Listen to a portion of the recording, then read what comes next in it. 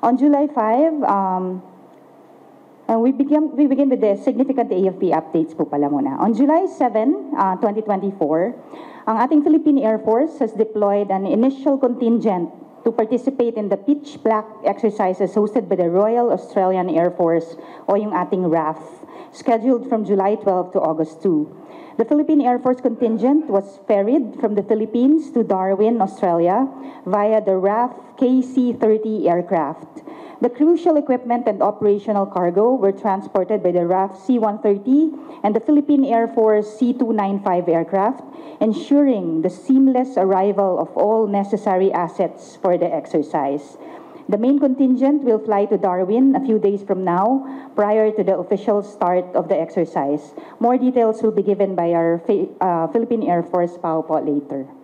On July 5, 2024, President Ferdinand Marcos Jr. visited the 11th Infantry Division in Sulu to engage with the troops and express his support for their ongoing efforts to maintain peace and security in the region. He was accompanied by Secretary of National Defense, Secretary Gilberto Teodoro Jr., and the AFP Chief of Staff, General Romeo Browner Jr., and other cabinet and military officials.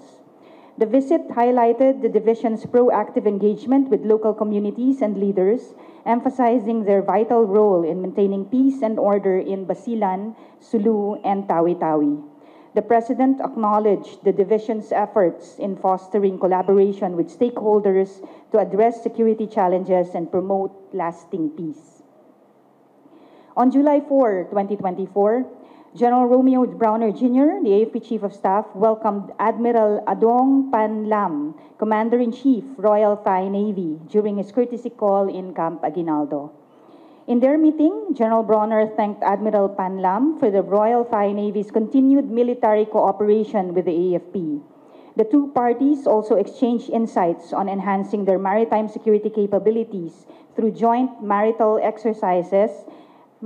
exercises and defense training.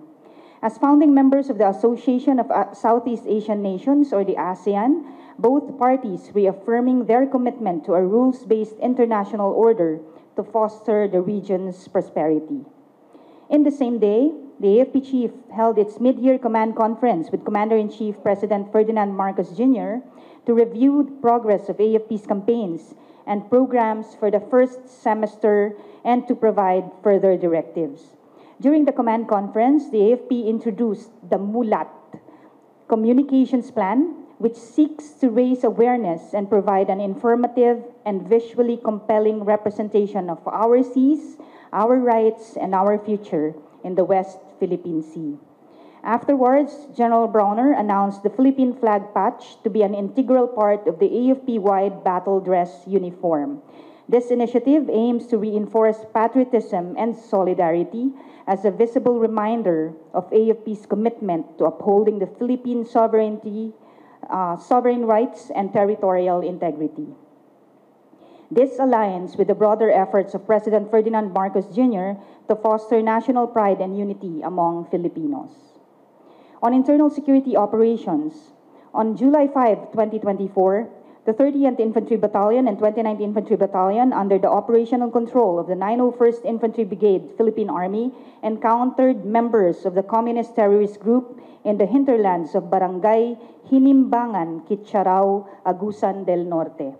Troops encountered approximately 6 communist NPA terrorists, which lasted for around 5 minutes, resulting in the capture of 1 M16 rifle with magazine, 1 caliber 45 with magazine, and other personal belongings. The AFP leadership commends our troops for their dedication and in ensuring peace and stability in our communities. We urge the remaining CTG members to surrender and take advantage of the government's willingness to help them reintegrate into mainstream society. Meanwhile, following are the total enemy neutralized and firearms seized from 01 January to 04 July 2024. A total of 1,187 communist terrorist group members and supporters were neutralized, broken down to 1,023 surrendered, 81 apprehended, and 83 killed. A total of 631 firearms and 206 anti-personnel mines were either captured or surrendered, and 142 encampments were seized. In the same period, a total of 164 local terrorist group members were neutralized, broken down to 112 surrendered, 6 apprehended, and 46 killed. A total of 155 firearms and 21 anti-personnel mines were either captured or surrendered, and 9 encampments were seized. On territorial defense operations, or the West Philippine Sea. For the covering period of 25 June to 01 July 2024, there's a total of 95 Chinese vessels, broken down to 13 CCGV, 6 PLA Navy, and 76 Chinese maritime militia vessels. For the covering period of 02 to 08 July 2024, we have a total Chinese vessels of 94, broken down to 13 CCG vessels, 3 PLA Navy, and 78 Chinese maritime militia vessels.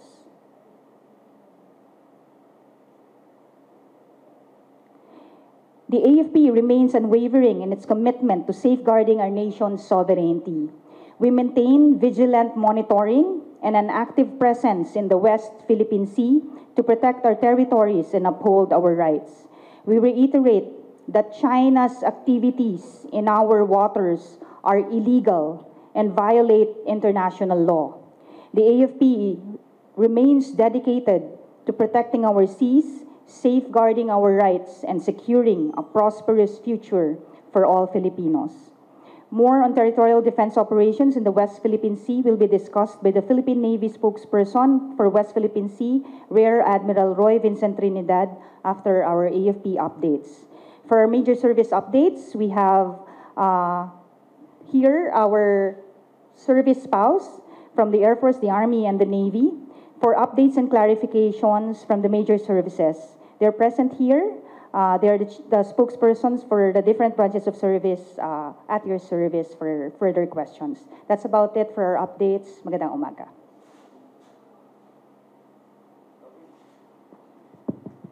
Okay, thank you very much. We'll proceed now to the clarifications coming from our media. So we'll start with John Eric of Inquirer. May we request kung kanino yung itatanong the questions and to whom it should be addressed to. Thank you.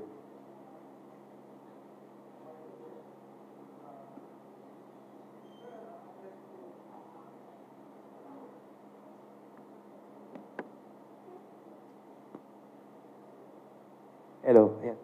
So good morning. Address po to, pwede po multiple talking head. Okay. Okay. Address po to Navy, to our Army, and to our Army. Sir, first question last week on the monster ship, sir. It maintains a persistent presence of in Sabina Shoal since July, if I'm not mistaken, July 3. What do you think are their intentions? Then, sir, dun sa follow-up on the Typhoon mid-range missile, last week, sir, diba nandito pa siya and hindi pa siya ma-roll out na mag-pull out sa September. Ano, sir, yung mga kailangan pa natin, sir, i-explore doon sa missile na yon na para mapag-aralan natin? And if masasagot, sir, is it a prelude to future procurement of similar type of missiles? Thank you, sir. Okay, thank you. The first question will be addressed by Rear Admiral Roy Trinidad about the monster ship's presence, wherein our Philippine Coast Guard is already has maintained its particular presence in that particular area. So, yes, sir, please. I think the question is asking about the intention of the monster ship in Escoda Shoal. The situation is that we have a Philippine Coast Guard vessel in the vicinity of Sabina or Escoda Shoal. The monster ship, so-called monster ship of the Chinese Communist Party, the CCG, is also there. The report it is anchored. That is the situation. Details of that we could ask the Coast Guard. Suffice it to say, the Philippine Navy and the Armed Forces will continue its presence not only in Sabina or Escoda Shoal, but all over our 9 features in the West Philippine Sea. Thank you. Thank you. The second question will be make some clarification from the Philippine Army on the MRCs. Yes, thank you. With regard to the MRC, the Philippine Army with our counterpart, with the USARPAC, is currently, meron pa rin tayo ongoing na training, particularly on the familiarization of this capability. When will this be terminated? As long as the Philippine Army needs and needs that assist that we need to further enhance our training, familiarization with this capability, we will ensure na tuloy-tuloy pa rin yung training natin. Kinakailangan pa rin kasi natin na not only, kumbaga, hindi lang naman siya one-time training. No? Hindi lang iisang unit yung tinitrain natin, but the whole yung land-based training unit natin. Land-based missile training na unit natin. So, tuloy-tuloy pa rin yun. Just last June 27, we have only trained 35 personnel. The next iteration will be training the other members of the Army Artillery Regiment. Okay, thank you very much. Does that answer your question, John? Next question will be from Marlene Padiernos, Teleradyo. Hello po. Kay Commodore Yes, Trinidad please. po sana. Ay, sorry. Kay sir po. Rear Admiral Rear Trinidad. Admiral Trinidad. Sorry po.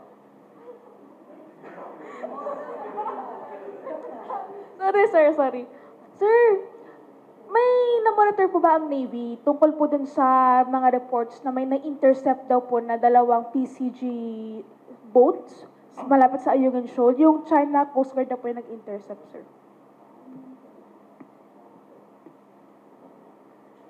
Last July 7, the Philippine Armed Forces conducted a medical evacuation of one of our troops on BRP Sierra Madre in coordination with the Philippine Coast Guard. We would like to thank the Coast Guard for being part of the effort to ensure the safety and security of our people deployed on BRP Sierra Madre. Details of that we could get from the Philippine Coast Guard. Pero sir, sa monitoring po ninyo, sir, legit pa to, sir? Ano pong nangyari? Sa monitoring po ng Navy, sir. May ano po? Meron tayong isang tropa na masamang pakiramdam who needed to be evacuated. This was undertaken by the Philippine Coast Guard in coordination with the Philippine Coast Guard under Western Command. Details of how it was conducted, we could check with the Coast Guard. We remain committed to ensure that our deployed personnel are safe and their welfare is looked after. Natuloy po yung evacuation po. Yes. Yeah, he's now at Camp Ricarte Station Hospital. Alright. Thank you po. Thank you very much. Next question will be by GMA. Morning, Rear Admiral Trinidad, sir. Sir, regarding po dun sa naging report ng Global Times, wherein they found that in short and simple language, they are saying na it's the Sierra Madre that's causing damage to the maritime environment at Ayungin Shoal. So, there's a recommendation to remove the Sierra Madre immediately. So, what's the take of AFP po? Last week, the Armed Forces, with the Chief of Staff, released a statement informing everybody that we have to be very careful about foreign malign influence, about the wrong narratives being given out by the Chinese Communist Party. This is one such false narrative. The AFP will remain committed to ensuring our sovereignty and sovereign rights remain intact in the West Philippine Sea through the conduct of RORE missions for BRP Sierra Madre. Thank you very much. Sir. Next question posted by Kyodo News.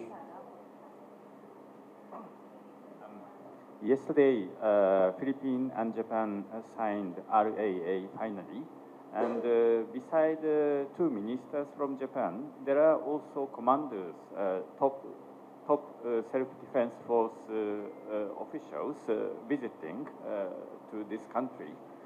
Is there any discussions between the two armies, two militaries, about the potential upgrading status of participation for the next year's Barikatan or Saraknib, or maybe any Any exercise, sama-sama or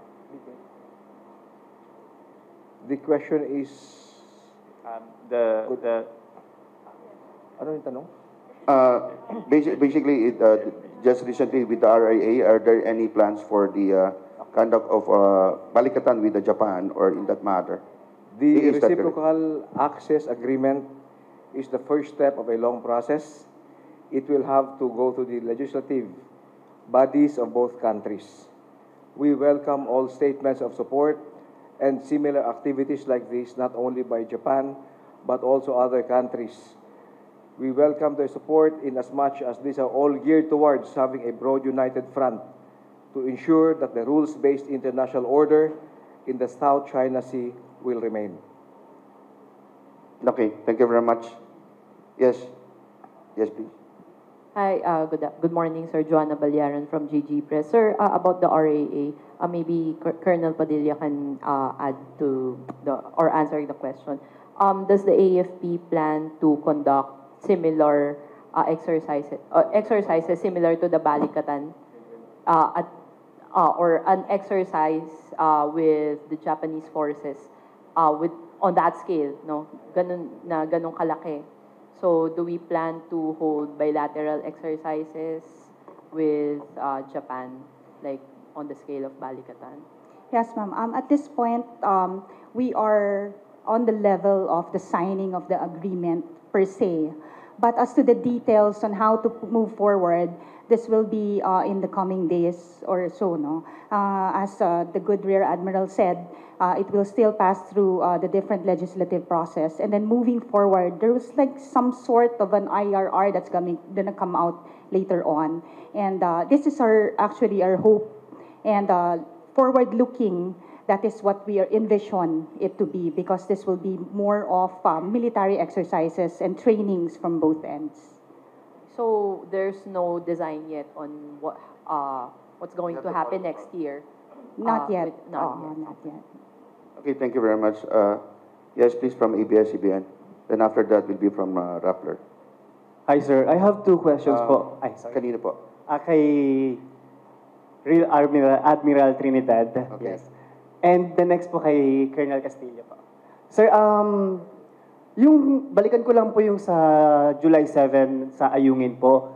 Bali po hinarangan ng CCG vessel and maritime militia vessels, yung PCG vessels. Ano na lang po yung reaction dito ng Philippine Navy na may ginagawa tayong medical evacuation at humarang yung CCG po?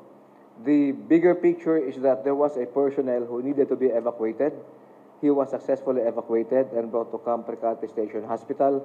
Details on the ground between the Philippine Coast Guard vessel, maritime militia, and the Chinese Coast Guard. I'd like to ask you to please check with the Coast Guard, yung tactical details. From the perspective of the AFP, we were able to successfully evacuate one of our personnel. Bali masama lang yung pakiramdam, sir. Tama po ba? Masama yung pakiramdam. Wala namang sugat. I think it's an emergency medical evacuation. So it's not just masamang pakiramdam. Okay. Baka may ibang details doon sa condition ng soldier, sir? I could get more of the details, but it warranted, yung kanyang karamdaman warranted evacuation. Okay, sir. Oo. Anong reaction niyo doon, sir, sa nangyaring yun, sir? Sa blocking na nangyari? We look at it as a successful operation na evacuate natin ang tropa. Whatever happened at the tactical level, we leave it up to the Coast Guard. Thank you, sir. Thank you po. Thank you very much. Isa na lang, sir. So, Kay Colonel Castillo po. Okay, please. Ma'am, pang soundbite lang po dun sa statement nyo kahapon. Gaano po kahalaga yung pagsali natin sa pitch black and ano yung expectations po natin dito? Yes, good morning everyone. So regarding our participation in Pitch Black, I'd just like to take this opportunity also to give you an update. So last July 7, we already sent our first batch of contingents to Darwin, Australia, and today we are expected to complete the whole contingent of 162 personnel to include the participating aircraft, which is 2 elements of FA-50s, and of course, we have for mobility support our 1C-130 and 1C-295. And yes, they're expected to arrive today in Darwin, hoping that there won't be any problems along the way. So regarding the objective of our participation in Pitch Black exercise, I would just like to emphasize that this is a milestone event, okay? Because it's the first time that we are sending our aircraft for an international exercise overseas. So the objective of this exercise is not only to increase our capabilities as an Air Force, because in that exercise we will be exposed to different ways of doing things, different technology, and best practices of the different participating countries. There are 20 other participating countries in this exercise.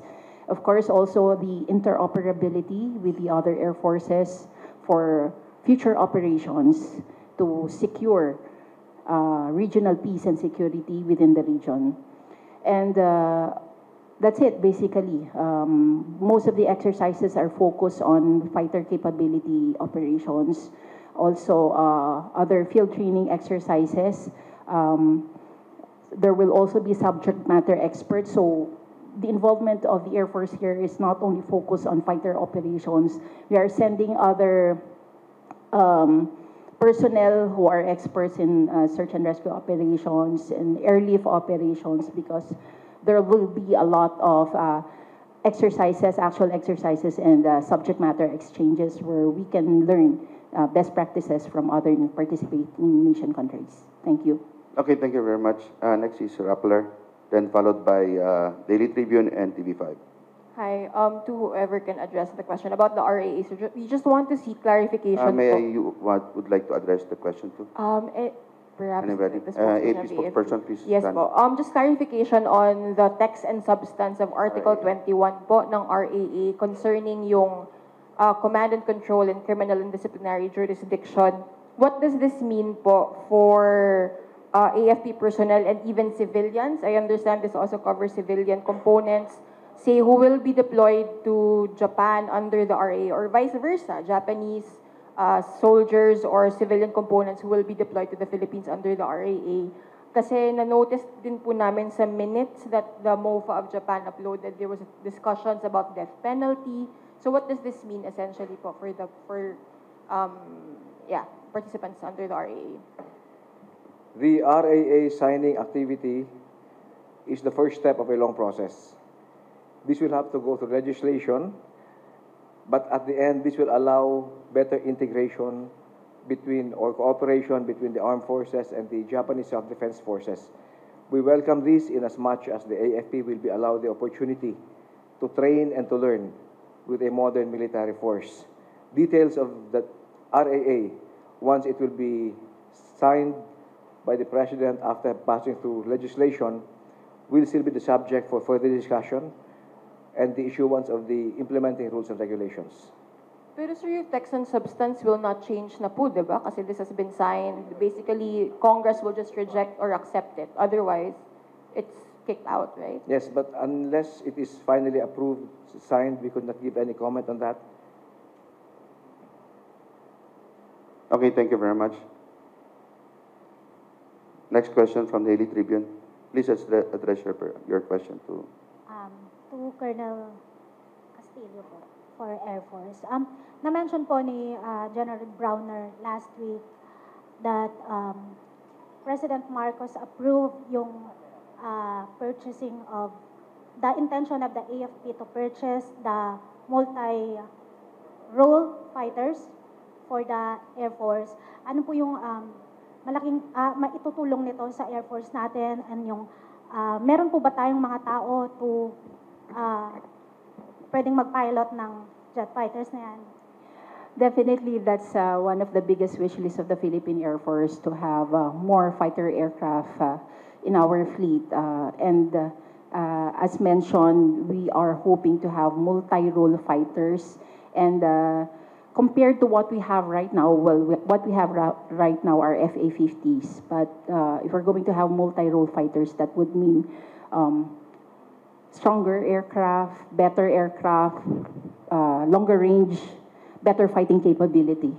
So that's what we are aiming for, because we really have a very big archipelago to guard and protect. So the addition of multi-role fighters will be a very big help for us in our territorial defense operations. ilan po yung nasa... Right now, we cannot answer that. All acquisitions will have to be answered by offices beyond the Philippine Air Force or higher than the Philippine Air Force. Thank you. Okay, thank you very much. And just to add up on that particular note, when we try to procure any acquisitions of any modern capabilities, it goes with the training for the personnel to be able to man those particular equipment. It is standard procedure. When we try to procure, dapat kasama na yung training natin. Just to answer yung question, kanina hindi nasagot.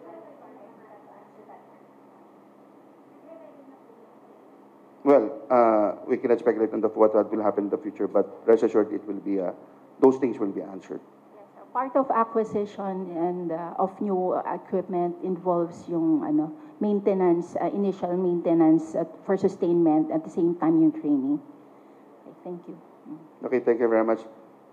Next is TV5, and then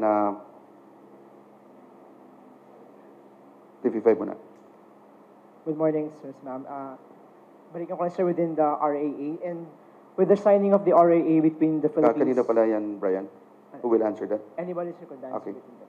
So with the signing of that RAA between the Philippines and Japan, sir, China is saying that we are creating a military bloc within the region and that it incites confrontation and a possible new Cold War. Any reaction to that, sir? The Reciprocal Access Agreement is a manifestation of the desire of both countries to ensure that the rules-based international order will remain in the South China Sea. We welcome such activities. So China is viewing it as a possible new Cold War, and it's quite provocative for them. So how do you respond to that? The intent is to ensure that the rules-based international order will remain, that there will be no unilateral changes by any one country. Okay, thank you very much, sir. From Reuters. Okay, pass the mic, please. Sir, nandun sa likod mo. Kay Colonel Bon, just related also to the participation of the pitch black exercise, because this is the first, right, and there's a lot of interest also from other air forces on the acquisition of a multi-role fighter.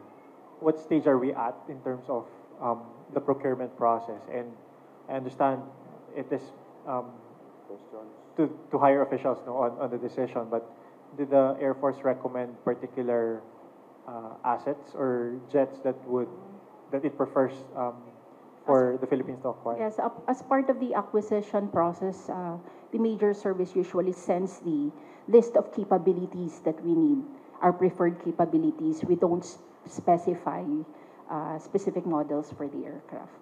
And so it would be up to higher headquarters to determine which would be best fit to deliver the required capabilities of the Philippine Air Force. And at this point, ma'am, how close are we to identifying the... Right now, it's not for the Philippine Air Force to say the details of the acquisition. But no decision yet, right? I think that would have to be answered by higher headquarters. Ma'am, on the list of capabilities, parang just broadly, what are the preferences or on the wish list of PAF that you submitted to higher headquarters? Right now, definitely better than what we have right now, because we really have to upgrade, and definitely at par or better than what our partners, our regional partners also have in their fleet. So definitely better than the current fleet. Thank you. Okay, thank you very much from Reuters. Next is from... Hi, sir. Good morning. Ramon from Nikkei Asia. Sir, any of the talking heads could answer. My question is about the RAA. How will the RAA be integrated with existing defense agreements? We have, I think, with Australia, and we have that one with the US. And another question, how does the RAA contribute to the Philippine strategy for addressing China's growing assertiveness in the South China Sea? Thank you. The first question is beyond the armed forces to answer, but the RAA, just like other agreements we have with other countries, will allow the AFP to better integrate, operate, coordinate with their militaries It would allow us the opportunity to see how modern militaries work, how they function.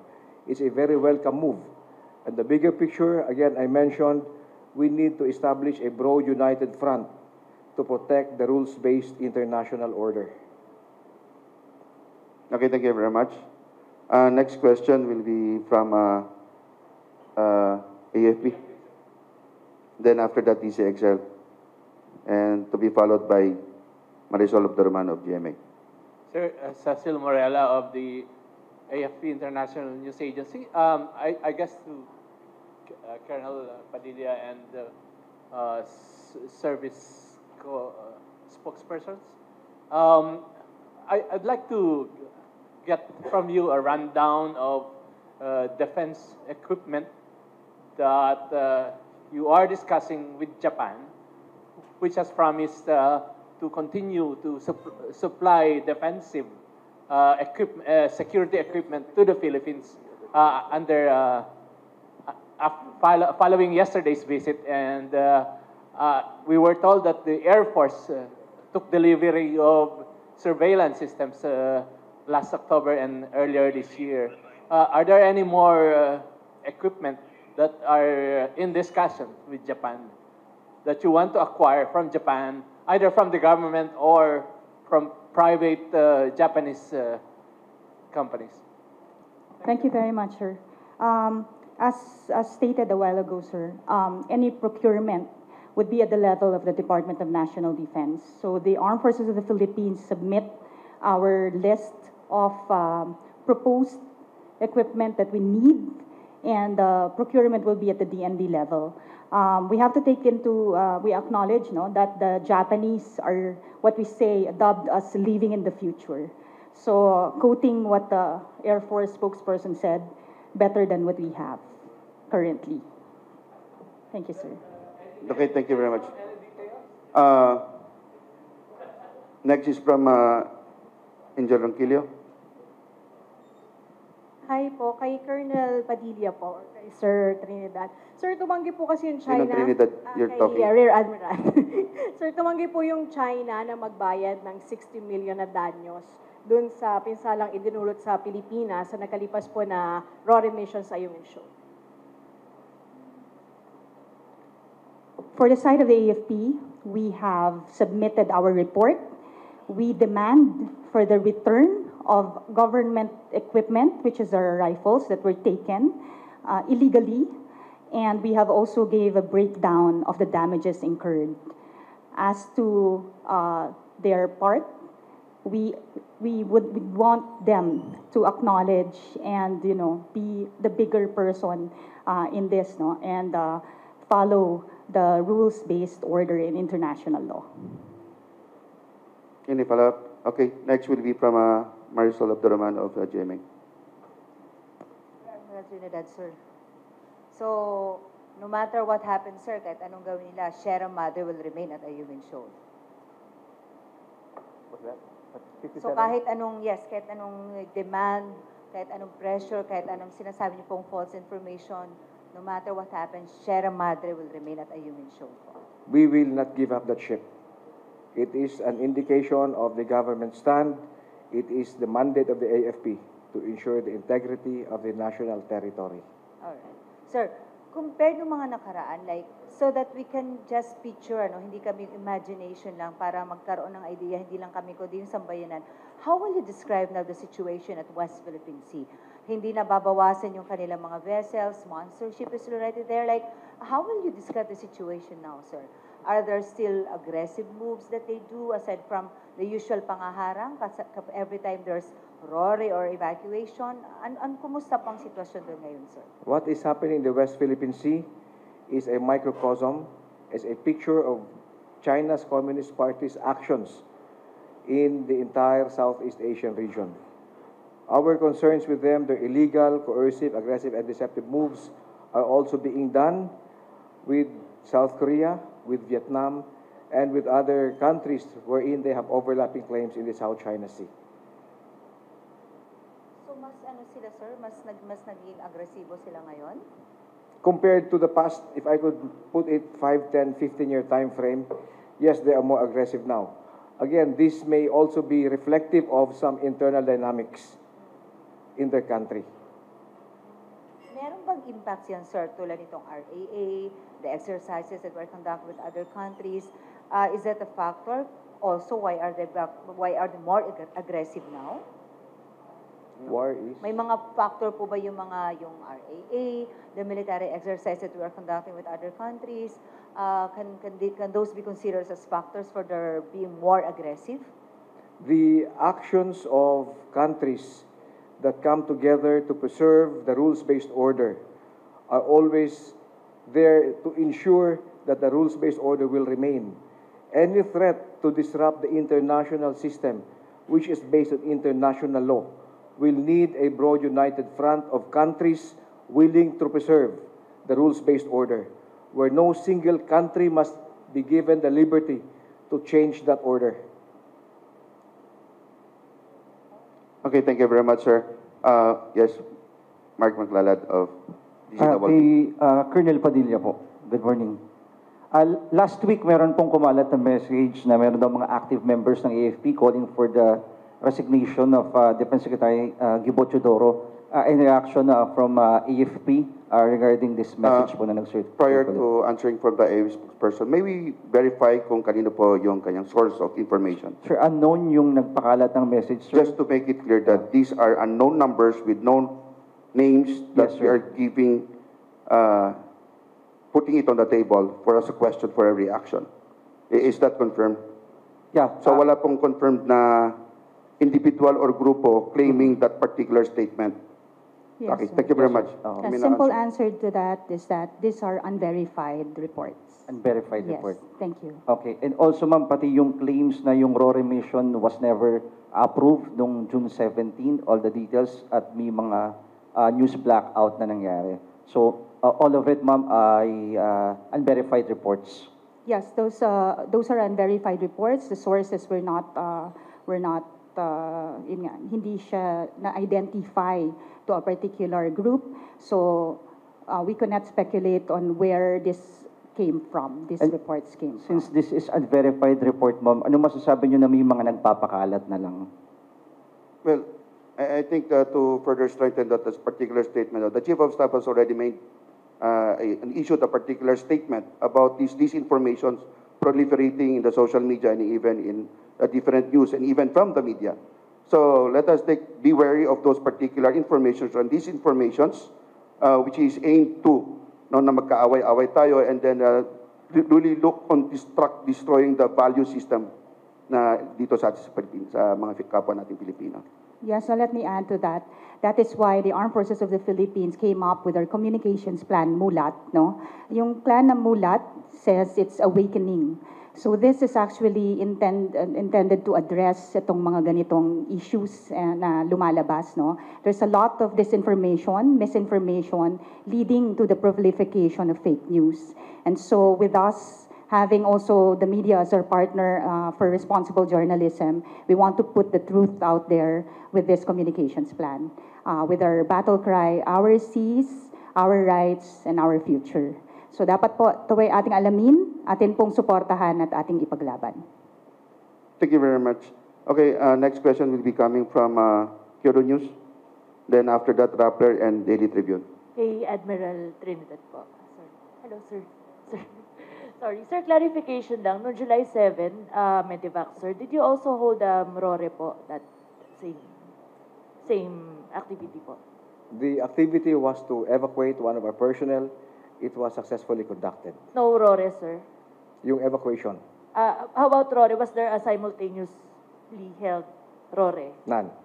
None, apo. Tapos, sir, question lang, sir, kasi week before that, nagkaroon ng bilateral consultation meeting with China and meron pa kayong napansin na, or yung nabanggit po ni CSAF na bagong measures or strengthened measures natin, have they taken effect during the July 7, sir? And may nakita ba kayong pagbabago on the side ng China na after the BCM or the meeting with them po? I don't want to speculate yet in as much as further guidance will have to be given by the higher government body on the final outcome of the BCM. Thank you very much, sir. Then Rappler. Sir, just to any of the spokespersons, just to follow up on the issue of misinformation, disinformation, malign influence operations, is there an investigation, a study that the AFP is doing to trace yung sources of these? Because other countries would be able to pinpoint specific countries, foreign actors that are behind these influence operations, diba? Rest assured that the AFP is working hand in hand with the different agencies and all of these things. No? The AFP is not working alone in this aspect, but as you can see, even with our modernization, we have a very big focus in terms of cybersecurity. In fact, during the command conference, the President gave his support in terms of cybersecurity enhancement for the Armed Forces of the Philippines. Okay, thank you very much. Daily Tribune. Kay Commander Alcos po. Okay, Commander Alcos, understand. Sir, ano po, last week, Navy Chief ng Thailand pumunta po sa PNA headquarters. Can you run us through? And another question po, di ba po ngayon po yung send-off ng barko natin going to Philippine Rise? Can you run us through also on that particular event, sir? Yes, the Chief of Navy of the Royal Thai Navy visited the Philippines last week. Vice Admiral Adoong visited not only the Navy headquarters, but also the AFP headquarters and the Department of National Defense. This particular visit is aimed towards enhancing interoperability and in improving several capabilities of both navies. With regard to your second question, yes, we'll be sending off a ship to conduct maritime patrols in the Philippine Rise. And this is a routine patrol, and we do that all over the archipelago. Sir, are we not sending any message while sending our ship in the area? In the Philippine Rise, the Philippine Rise belongs to us. We send ships to areas that belongs to us, that we have sovereign rights over, and places where we have total sovereignty. So I don't see any problem us sending ships to the Philippine Rise. Ano po yung situation sa area ngayon, sir? As we speak. Everything is well in the Philippine Rise and all over the archipelago. Okay, thank you very much, Late. Any other questions? Yes, from Reuters. Sir, kay Commander JP. Sir, dun sa western side of the archipelago, are there any perhaps joint patrols or maritime cooperative activities on the horizon as well, particularly on West Philippine Sea? On the western side, sir? WPS, sir. We normally do not announce the conduct of joint patrols in the West Philippine Sea, but we do joint patrols everywhere else. We do joint patrols with our southern neighbors. Sometimes we do joint patrols in the east coast and even in the northern parts of the archipelago. But for joint patrols, because of the current situation in the West Philippine Sea, we do not normally announce that. But is there an understanding with partners, like-minded partners, no, in terms of regularity in which we conduct these activities, given that the tensions that we're seeing in that part of the... Can you please refine your question and be more clarified of the question? Yeah. Is there an understanding among, military partners of the Philippines with, like-minded sets of values as to the need for a certain level of regularity in conducting these kinds of maritime cooperative activities? The short answer is yes. And Rear Admiral Trinidad expounded on it earlier that like-minded navies should have a united front in order to ensure rules-based international order in this particular region. Okay, thank you very much. Next question will be from ABS.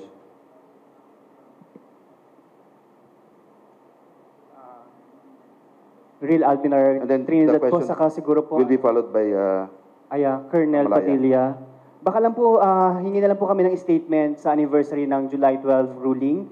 Gaano po kahalaga yung PCA ruling, given that hindi pa rin to nire-recognize ng China? Yes, the Arbitral Tribunal anniversary, 8th anniversary, is coming up. This is a landmark decision that upholds international law. All nations right now should already come together, not only in support of the ruling, but to ensure that the very purpose for the ruling, the preservation of the rules-based international order, will remain. Again, I mentioned no single country, however strong, should be allowed to unilaterally change the international order by not recognizing international law. Okay, thank you very much, sir. Sir, next question will be from Malaya. Sir, pahabol lang. Sir, anyone can answer? Sir, anyone can answer. Sir, anong specific exercises we intend to hold with Japan under this RAA? Tapos, may initial discussions na ba as to the exercises that will be held? And are we looking at like balikatan type of exercises? Yes, sir. Thank you. As I stated earlier, sir, it's still in the first phase, so to speak. No, there's no specifics yet to the exercises that will be held. It will still pass through legislation from both ends, from the Japan and the Philippines, and then as soon as it is signed by the president and an IRR is given, that's when we'll be having specifics to it, sir. Pero offhand, ma'am, ano yung mga gusto nyong exercises na i-conduct with Japan? This will be military exercises. Yun pa lang po in general terms. Yes, sir. Ala balikatan ba? Or hindi naman? Again, sir, there are no specifics. Yes, sir. Okay, thank you very much. Questions coming from Marisol again from GMA. Meron pong nahuli na isang Indian national, connected daw po siya doon sa Khalistani terrorist group. Ito ba ay nakalista rin po sa AFP, itong grupo na ito, ma'am? Tell us about this po, if any. Maybe clarified again on Yung that. Khalistani, there's an Khalistani Indian group? national arrested po, and allegedly, he is connected to Khalistani terrorist group po. Have you heard of this, ma'am? Is this on the listing of AFP? At this point in time, ma'am, I have no details. We'll get back to you on that, ma'am, as soon as we have an official report on that. Thank you, ma'am. Thank you. Any other questions from the media? I think if there are no more questions, may we request first the different services for their statements, or we will end this particular weekly pressure.